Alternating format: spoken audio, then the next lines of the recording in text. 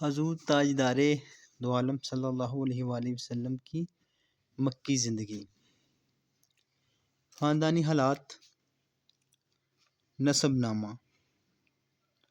حضور اقدس صلی اللہ علیہ وآلہ وسلم کا نسب شریف والد ماجد کی طرف سے یہ ہے: نمبر 1، حضرت محمد صلی اللہ علیہ وآلہ وسلم بن عبداللہ بن عبد المطلب بن ہاشم بن عبد المناف بن قصا بن کلاب بن مرہ بن کعب بن لوئی بن غالب بن قہر بن فہر بن مالک بن ندر بن کنانہ بن خزیمہ بن مدرکہ بن الیاس بن مدر بن نزار بن معد بن عدنان۔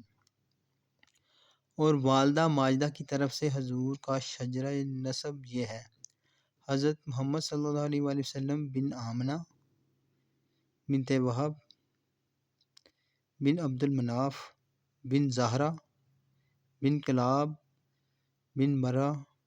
حضور علیہ السلام کے والدین کا نسب نامہ کلاب بن مرہ پر مل جاتا ہے اور آگے چل کر دونوں سلسلے ایک ہو جاتے ہیں۔ عدنان تک آپ کا نسب نامہ صحیح سندوں کے ساتھ باتفاق مورخین ثابت ہے۔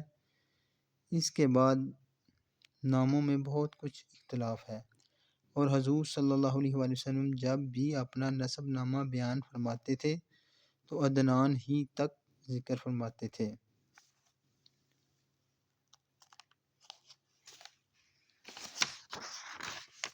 مگر اس پر تمام مورخین کا اتفاق ہے کہ عدنان حضرت اسماعیل علیہ السلام کی اولاد میں سے ہے، اور حضرت اسماعیل علیہ السلام حضرت ابراہیم علیہ السلام کے فرزند ارجمند ہیں۔